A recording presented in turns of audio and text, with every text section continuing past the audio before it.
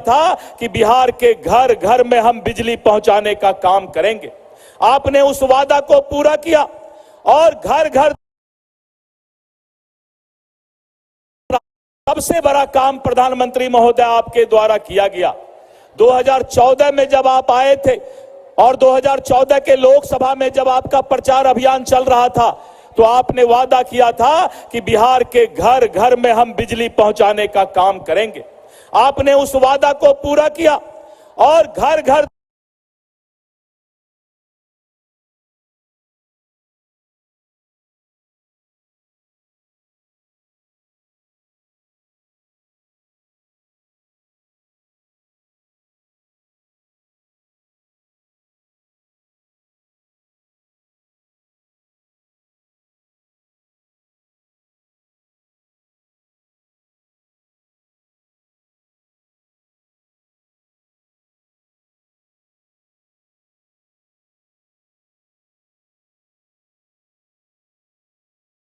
था, रोग झेलना पड़ता था, लेकिन आपने जो इज्जत घर और शौचालय बनवाने का काम किया है, देश और बिहार की महिला कृतज्ञ है कि आपने महिलाओं को जिंदगी जीने का अवसर दिया है प्रधानमंत्री जी।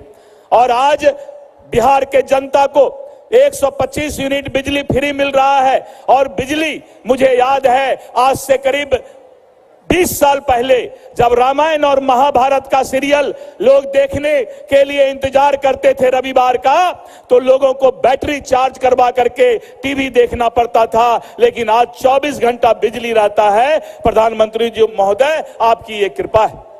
और विशेष करके जो बिहार में रोड बना है, बिहार में पुल पुलिया बना है और बिहार का जो है शैक्षणिक वातावरण अच्छा हुआ है, युवाओं को रोजगार मिला है, महिलाओं का सशक्तिकरण हुआ है, गरीब को उनको जो है कल्याण हुआ है, और विशेष करके युवाओं को जो आगे बढ़ाने का आपने काम किया है, बिहार की मतदाता ने मन बना लिया है फिर से एक बार एनडीए की सरकार लाना है।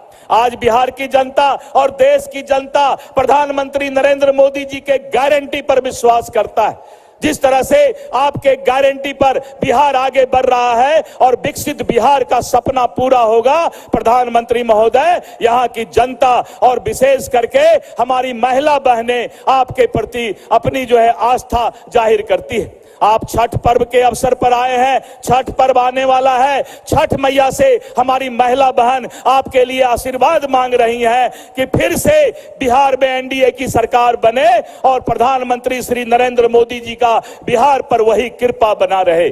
इसलिए मैं प्रधानमंत्री महोदय आपका हृदय से अभिनंदन करता हूं कि बिहार में कानून का राज है और 6 नवंबर को इस क्षेत्र में चुनाव होने जा रहा है। लोग आपको और आपके गारंटी पर विश्वास करके फिर से एनडीए की सरकार बनाएंगे, क्योंकि वो देख रहे हैं कि सामने जो महागठबंधन है, जिसका नया नाम हो गया है महालठबंधन, लाठी चलाने का काम कर रहा है, सीट के बंटवारा में लाठी चलाने का काम कर रहा है और फिर से बिहार में जंगल राज पार्ट 2 लाने के प्रयास कर रहा है। लेकिन सभी लोग जानते हैं कि ये भेड़िया का खाल पहना हुआ जो विपक्ष और महागठबंधन है, ये बिहार में फिर से जंगल राज लाने का काम करेगा। मुझे पूरा विश्वास है कि यहाँ की मतदाता 2/3 से भी ज्यादा बहुमत से फिर से जो है 14 नवंबर के बाद बिहार में एनडीए की सरकार बनाने जा रही है। मैं इतना ही कहकर अपने वाणी को विराम देता हूं। प्रधानमंत्री महोदय, आपकी बिहार पर विशेष कृपा है, ये कृपा बनी रहे और बिहार के मतदाता ने मन बना लिया है कि यहां फिर से एनडीए की सरकार बनने जा रही है। बहुत बहुत धन्यवाद। जय हिंद, जय भारत, जय एनडीए। वाह, व्हाट अ चेंज।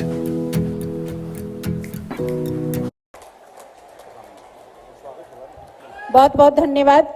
अब हमारी जीविका दीदी जो छठ व्रत करती है, उनके लिए हमारे माननीय प्रधानमंत्री जी के द्वारा सूप और फल देकर उन्हें सम्मानित किया जाएगा। मैं नाम बुलाती हूँ, एक एक करके सारी बहनें मंच पे आ जाए। सुमन देवी, सीता कुमारी, टूना देवी, रंजना देवी, सुभद्रा देवी,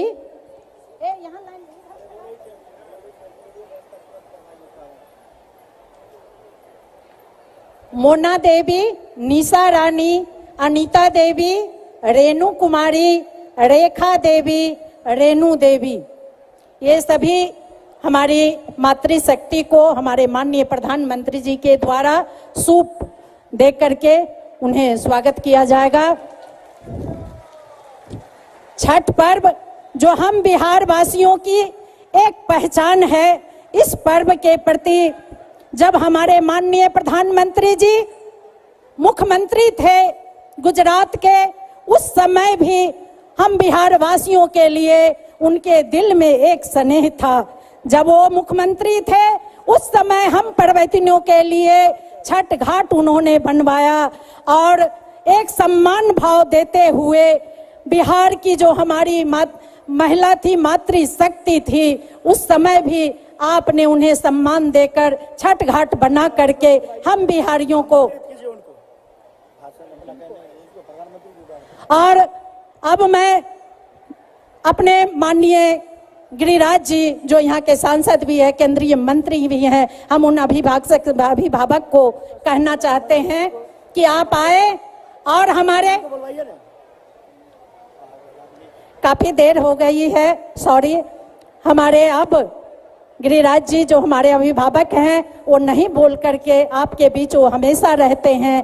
हम सभी चाहेंगे हमारे माननीय प्रधानमंत्री जी ही अपनी मुखवाणी से हम लोगों को नारा लगाइए, नारा। प्रधानमंत्री जिंदाबाद, जिंदाबाद, जिंदाबाद, जिंदाबाद, जिंदाबाद, जिंदाबाद।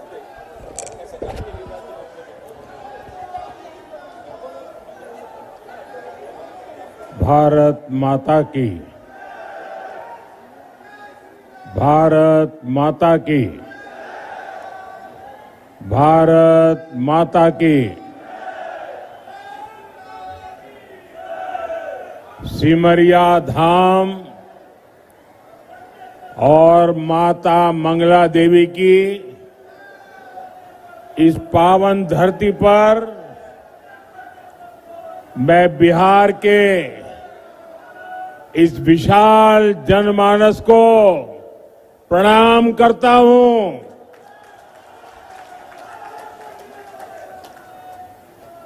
हम तोहरा सबका प्रणाम करे छियो। की हालचाल छो? बेगूसराय की इस धरती से मैं राष्ट्र कवि रामधारी सिंह दिनकर जी को नमन करता हूं। मैं बिहार केसरी श्री कृष्ण सिंह, श्री बाबूजी को भी आदरपूर्वक प्रणाम करता हूं। साथियों, मेरा सौभाग्य है कि छठ महापर्व की इस शुभ बेला में आप सभी परिवारजनों के बीच आप सबके दर्शन करने का अवसर मिला है। मेरी कामना है कि छठी मैया का आशीर्वाद बिहार पर, हम सभी पर इसी तरह बना रहे। साथियों, जब छठी मैया की पूजा की बात आती है तो शारदा सिन्हा जी को याद करना स्वाभाविक है। और शारदा जी तो बेगूसराय की बहू थी। हमारी सरकार को उन्हें पहले पद्म भूषण और इस वर्ष पद्म विभूषण से सम्मानित करने का अवसर मिला।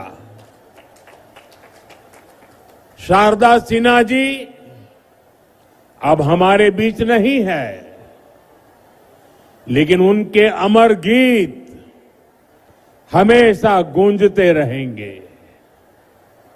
मैं शारदा सिन्हा जी को विनम्र श्रद्धांजलि अर्पित करता हूं। साथियों, आज बेगूसराय की ये धरती एक नए उत्साह से भरी हुई है। यहां नौजवानों का जोश है, बहनों बेटियों का भरपूर आशीर्वाद है। ये सिर्फ जनसभा नहीं है, ये बिहार के सपनों का, नए संकल्पों का मेला है, मेला। और इस जनसभा का पूरे बिहार को संदेश है, फिर एक बार एनडीए सरकार, फिर एक बार, फिर एक बार, फिर एक बार, फिर एक बार सुशासन की सरकार। साथियों, आपने हमेशा मोदी पर भरोसा किया है, नीतीश जी पर आशीर्वाद बरसाया है। एनडीए के लिए आपका यही प्यार, आपका अटल विश्वास अब विकास को, विकास के नए दौर की तरफ ले जा रहा है। कोई कल्पना कर सकता है कि अभी दिवाली को गए 2 दिन हुए हैं और छठ मैया का बहुत बड़ा त्योहार कल शुरू हो रहा है, और इस बीच मैं लाखों माताओं बहनों को यहां देख रहा हूं। ये अपने आप में मेरे लिए तो एक बहुत बड़ा सुखद आश्चर्य है। मैं सोच नहीं सकता हूं कि बिहार हो, छठ मैया का पर्व कल हो, और आज हमें आशीर्वाद देने के लिए ये महिलाएं, माताएं, बहनें, बेटियां, जहां मेरी नजर जा रही है, माताएं बहनें मैं देख रहा हूं। आप हमें आशीर्वाद देने आए हैं, ये हमारी बहुत बड़ी शक्ति है।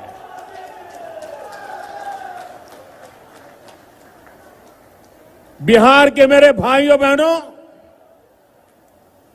हमने जंगल राज को सुशासन में बदला। अब सुशासन को समृद्धि में बदलने का समय है। मैं बिहार की समृद्धि के लिए आप सभी का आशीर्वाद लेने आया हूं।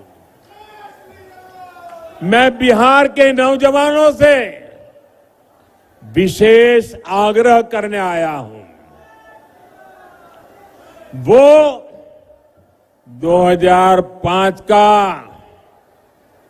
अक्टूबर महीना ही था जब आपके माता पिता ने बिहार को जंगल राज से मुक्त किया था, उसको चुना था।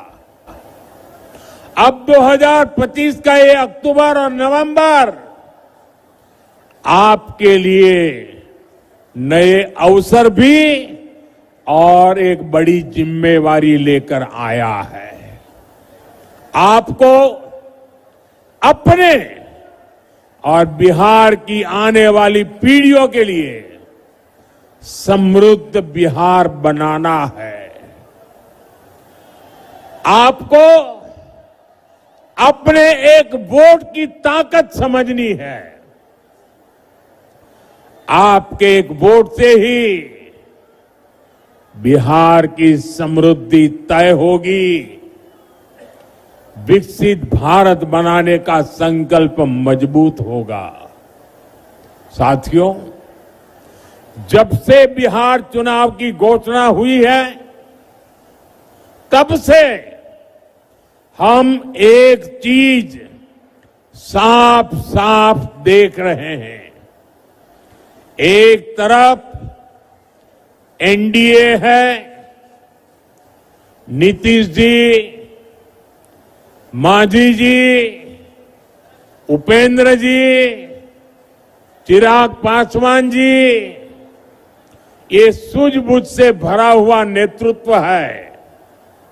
इसको भाजपा की हमारी टीम, दिलीप जी, सम्राट चौधरी जी, विजय सिन्हा जी से और मजबूती मिलती है। वहीं दूसरी तरफ लाठियां भाज रहा महागठबंधन है।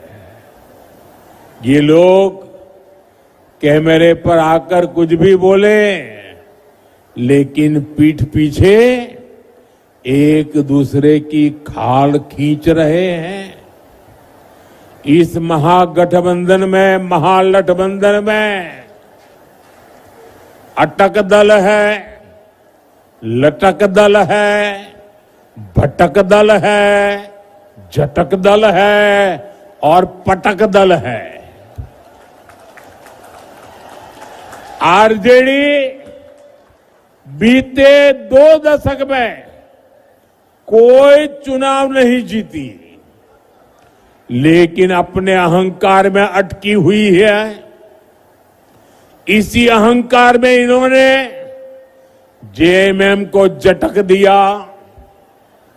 कांग्रेस 35 साल से बिहार में आरजेडी की पिछलग्गू बनी हुई है। इस बार आरजेडी ने उसको फिर पटक दिया। इन लोगों ने वीआईपी को भी भटका दिया। जो लेप के दल है उनको लटका दिया। साथियों, जब स्वार्थ हावी होता है, लूट खसूट ही लक्ष्य होता है, तो वही होता है जो आरजेडी कांग्रेस वाले कर रहे हैं। ये लोग पहले टिकट बेचते हैं, फिर घोटाले करते हैं। आप देखिए तो सही, एक आरजेडी का परिवार है जो बिहार का सबसे भ्रष्ट परिवार है, और ज्यादातर लोग अदालत से जमानत पर निकल करके बाहर खड़े हैं। जमानत पर जीने के लिए मजबूर है। दूसरी तरफ कांग्रेस का एक परिवार है जो देश का सबसे भ्रष्ट परिवार है। इस परिवार के भी ज्यादातर लोग जमानत पर बाहर है। साथियों, बिहार ऐसे लोगों पर भरोसा नहीं करता,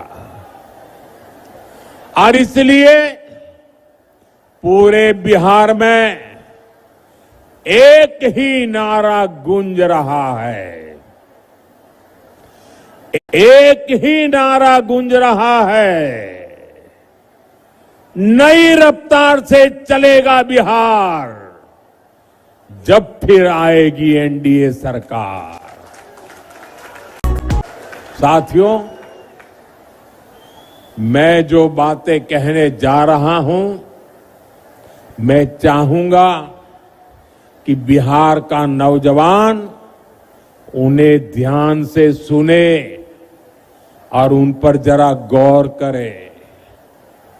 जंगल राज वालों ने सिर्फ अपने बेटे बेटियों का भविष्य बनाया, बिहार के नौजवानों का भविष्य तबाह कर दिया। और ये बात बेगूसराय का हर घर जानता है, हर कोई महसूस करता है। साथियों, हमारे श्री बाबू ने बेगूसराय को औद्योगिक केंद्र बनाने के लिए काम किया था। उनके प्रयास से यहां अनेक प्रकार के उद्योग आए। एक समय था जब ये क्षेत्र देश के प्रमुख औद्योगिक केंद्रों में से एक था। बरौनी में सायरन बजता था तो पूरा बिहार गर्व से भर जाता था। 60 के दशक में यहां रिफाइनरी लगी, फर्टिलाइजर फैक्ट्री बनी, बिजली का कारखाना लगा, यहां नौकरियां बनी, उम्मीदें जगी, चहल पहल होने लगी। लेकिन फिर क्या हुआ? फिर जंगल राज आ गया। धौंस, धमकी और डर का वो काला दौर जिसने बिहार के उद्योगों पर ताले लगा दिए, फैक्ट्रियों को बंद कर दिया, निवेशक भाग गए। ये ताले फैक्ट्री पर नहीं, आपके भविष्य पर ताले लगा दिए थे। जंगल राज ने सिर्फ कुछ फैक्ट्रियां बंद नहीं की, बल्कि बिहार के नौजवानों के भविष्य को अधर में लटका दिया था। बरौनी, बेगूसराय को एक सदी पीछे धकेल दिया। जिस आरजेडी ने बिहार को पलायन का अभिशाप दिया, उसके नेता आज बड़ी बड़ी बातें करते हैं। साथियों, एनडीए सरकार के लिए विकास सबसे बड़ी प्राथमिकता है। हम जानते हैं कि जब औद्योगिकरण होगा तो नौकरियां भी आएगी। इसलिए हमने सबसे पहले बिहार को जंगल राज से मुक्त किया। जब बिहार में कानून का राज लौटा तो उद्योगों के लिए भी माहौल बना।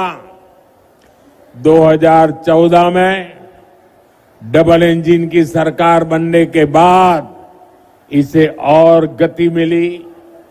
आज आप देखिए, हमारा बेगूसराय न सिर्फ अपने औद्योगिक पहचान वापस पा रहा है, बल्कि देश का एक बड़ा इंडस्ट्रियल हब बनने की तरफ आगे बढ़ रहा है। बरौनी का खाद कारखाना जंगल राज में बंद पड़ा था। हमने ठाना कि इसको फिर से चलाना है और इसके लिए गैस की जरूरत थी। गैस बिहार में थी नहीं। गैस पहुंचाने के लिए हमने पीएम ऊर्जा गंगा योजना बनाई, हजारों करोड़ रुपए लगाए। पश्चिम बंगाल से बिहार के लिए गैस पाइपलाइन बिछाई ताकि बिहार के नौजवानों को रोजगार मिले और किसानों को पर्याप्त खाद मिल सके। आज इससे हजारों परिवारों की रोजी रोटी चल रही है। साथ ही यहां हजारों बहनों की रसोई में पाइप से सस्ती गैस भी पहुंच रही है। साथियों, जंगल राज वालों ने बरौनी रिफाइनरी को भी अपने हाल पर छोड़ दिया था। हमने उसमें नया जीवन डाला, हजारों करोड़ का निवेश किया। अब यहां नया पेट्रोकेमिकल प्लांट बन रहा है। इससे यहां प्लास्टिक उद्योगों को बल मिलेगा, छोटे और लघु उद्योग लगेंगे, युवाओं के लिए हजारों नए रोजगार बनेंगे। बरौनी डेयरी के विस्तार से हमारे पशुपालकों और किसानों की कमाई बढ़ रही है। अब बेगूसराय एक टेक्सटाइल हब भी बनता जा रहा है। कई कंपनियां यहां कपड़ा बनाने की फैक्ट्रियां लगा रही है। बेगूसराय में एक के बाद एक मल्टी ब्रांड शोरूम खुलते जा रहे हैं। बड़ी बड़ी कंपनियां यहां आ रही हैं। बड़ी बड़ी गाड़ियों के शोरूम यहां खुल गए हैं। अच्छी बिजली सप्लाई ने यहां के उद्योगों को नई ताकत दे दी है। और इतना ही नहीं, मुझे कोई कह रहा था कि मिठाई की इतनी ज्यादा दुकानें खुल गई है कि पूछो मत। साथियों, नीतीश जी के नेतृत्व में बीते सालों में करीब 50 लाख रोजगार बिहार में बने हैं। शिक्षा हो, पुलिस हो, हेल्थ हो, सब जगह रिकॉर्ड भर्तियां की गई हैं। आने वाले 5 सालों में इससे भी अधिक रोजगार बने, ये संकल्प लेकर हम चल रहे हैं। हम बिहार के जिले जिले में मेडिकल कॉलेज बना रहे हैं। यहां बेगूसराय मेडिकल कॉलेज पर भी काम चल रहा है। गांव गांव आयुष्मान आरोग्य केंद्र बन रहे हैं। इससे doctor, nursing staff, paramedical staff, ऐसे अनेक रोजगार बनेंगे। साथियों, आपको याद रखना है, आरजेडी कांग्रेस का नाम सुनते ही ये निवेशक भाग जाते हैं। जो नौकरी का लालच देकर गरीब का खेत अपने नाम लिखवाते हैं, ऐसे लोग नौजवानों को कभी नौकरी नहीं देंगे।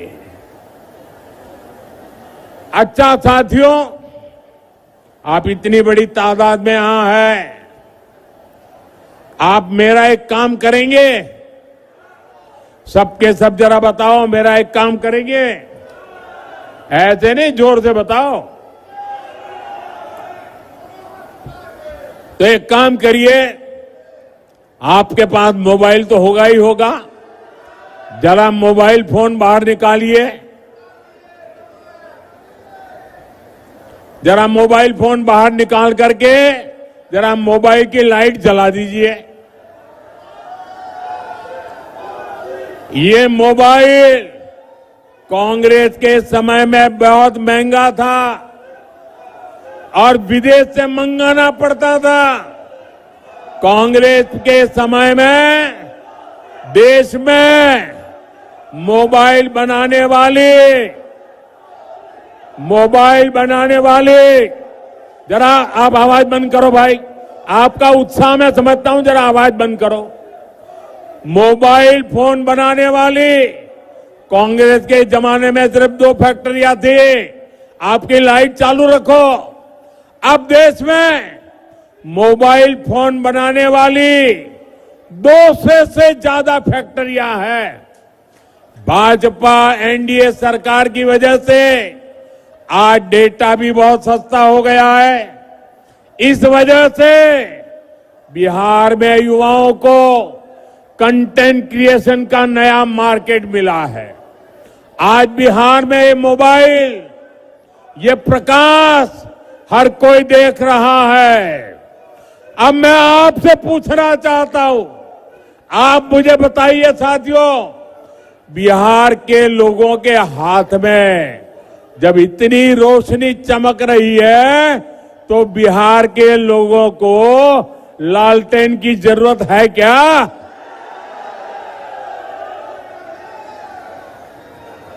अपना मोबाइल हम नीचे रखिए। साथियों, किसी भी क्षेत्र का, किसी भी राज्य का विकास तभी हो सकता है जब सोच दूरगामी हो, इरादा पक्का हो और नियत साफ हो। आरजेडी कांग्रेस तो खुद ही अपने आप में एक समस्या है। इनके पास बिहार की समस्याओं का न कभी समाधान था और न कभी होगा। ये संवेदनहीन लोग हैं।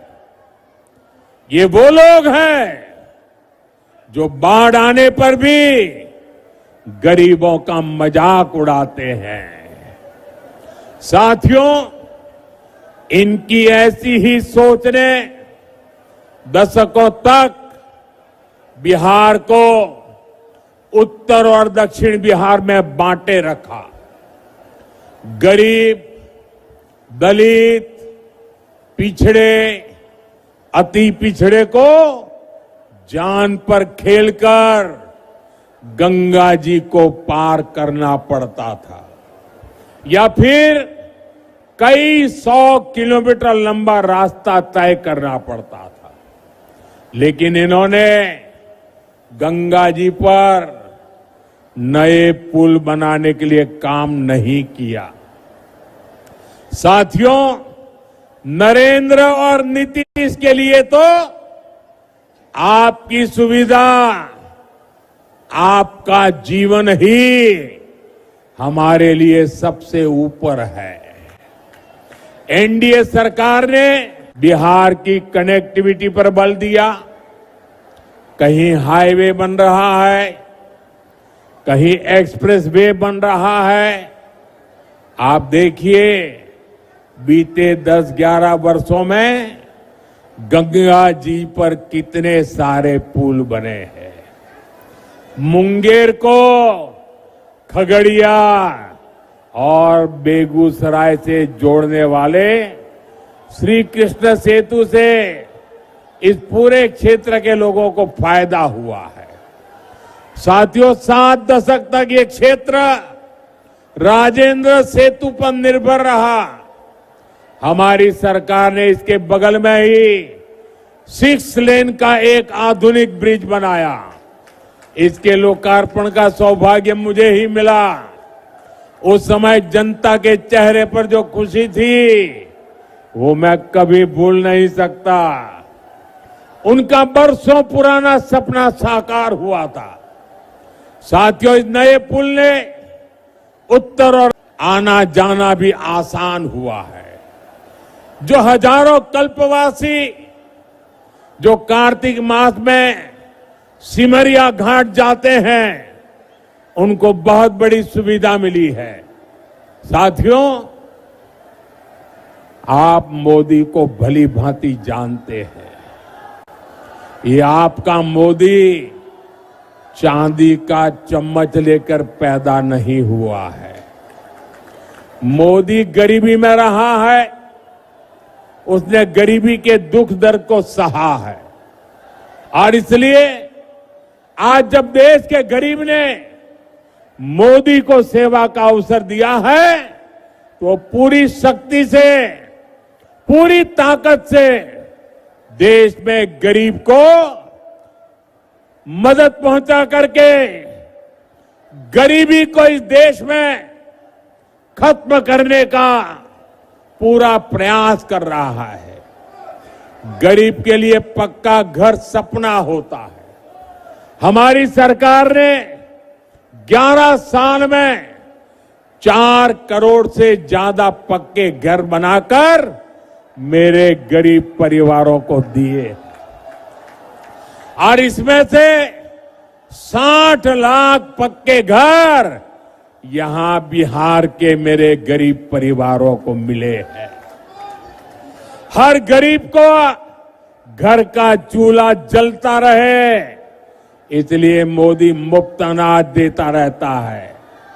हर गरीब को मुफ्त इलाज, मुफ्त बिजली कनेक्शन, मुफ्त गैस कनेक्शन, सस्ती गैस, ये सब सुविधाएं नहीं, ये सम्मान भरा जीवन देने वाली जरूरतें हैं और इसका सबसे अधिक फायदा दलित, महादलित, पिछड़े, अति पिछड़े परिवारों को हो रहा है।